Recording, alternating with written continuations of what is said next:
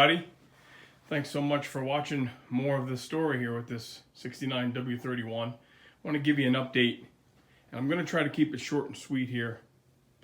It doesn't always work out that way. So we have the engine out, and the engine's over here on a stand, along with all the others. There's the El Camino motor.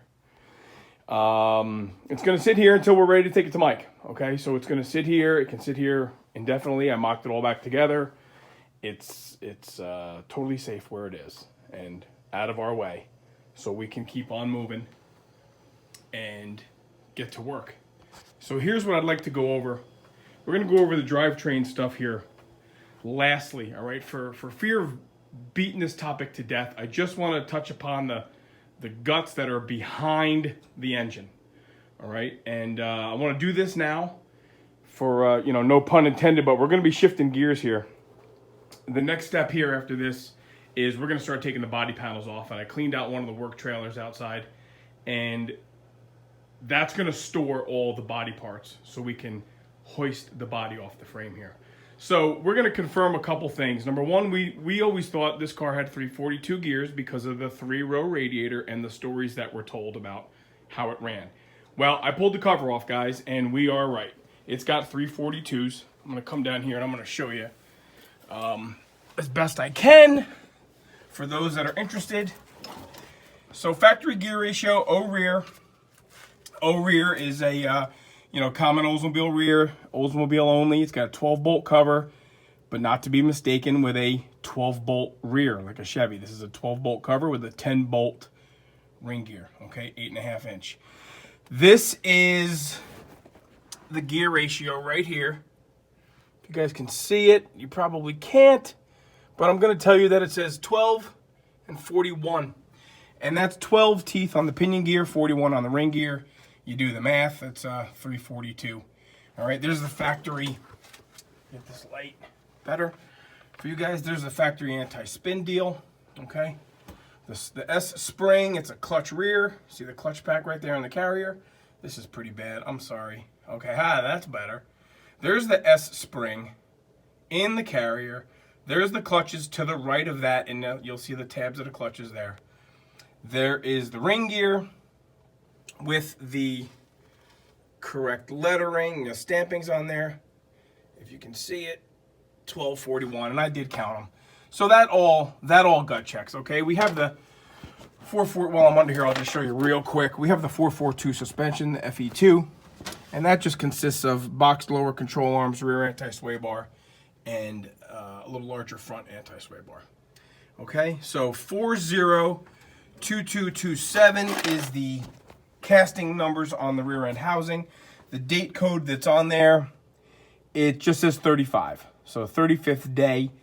But, as you go down the line from the front to the back of the car, things become very less specific, okay? However, let's keep rolling here. Here's the transmission that came out of Mr.Jones, okay? Now, on the side of the case were numbers stamped. And at first glance, all looked well in the world, okay?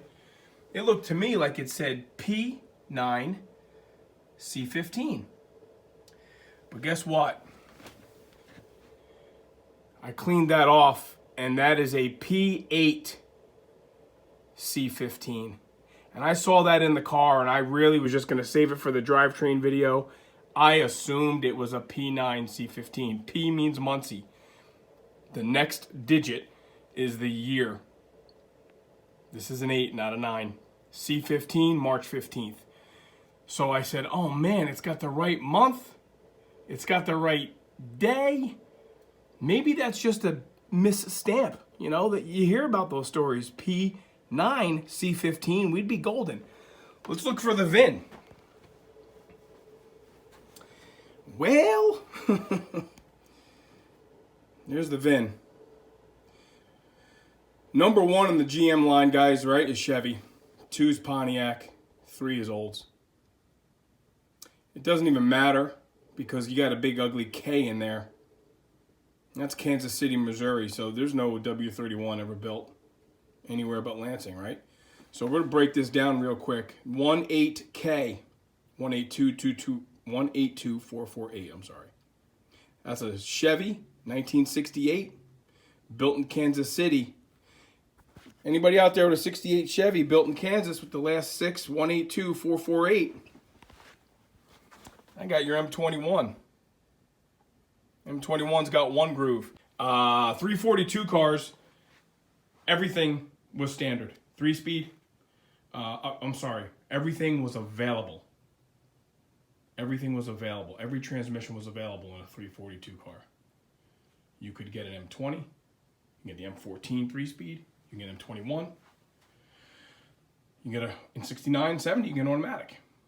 Not until you got to the 391 cars and the 433 cars did they start making standard transmission selections for you. But in a 342 car, you could have picked anything. I can't tell if this car originally had an M21 or not. I know there's an M21 that came out of it. Hopefully somebody out there has a March of 69 transmission. It's not going to be labeled Mr. Jones, but so that's that. That's the reality, okay? Doesn't change the fact we still have the VIN on the block. Doesn't change the fact we got the right heads. Doesn't change the fact we found the right cam. We know it's been bored 30 over. We know we don't have the manifolds. We know we have a Holly. All those things, right? We know it's a 342 car. I have every reason to believe that rear end has never been out of that car. But probably when they rebuilt the motor for whatever reason in 1974-ish, they swapped in another transmission. So, wah, wah, wah. But the reason why we're going through this here, like I said, we're going to be shifting gears. We're going to be done with the drivetrain talk on this car for a while, everybody. I don't want to keep going over and over it again. Anybody has any questions, you can definitely leave me a comment. We also have the email listed there. You can email us any questions. But we're going to try to keep moving on here. There's a lot more stuff to do, obviously. The very next thing is we're going to start taking off the clip. And that will be the fenders, radiator support, all the plastic work, the front bumper, brackets. Really going to try and be as, minimally invasive, just to kind of record how things came apart, because I don't believe the front of this car, I don't believe any sheet metal's ever been off of this car. Then the doors in the trunk, and then the plan is we're going to hoist the body off, okay? From here on in, we're going to get into some sheet metal and real disassembly of the body itself, okay? I want to thank everybody for watching. I want to thank everybody for leaving comments. We really appreciate it. Brother Joe and I, my buddy John, we're really having fun doing this, everybody.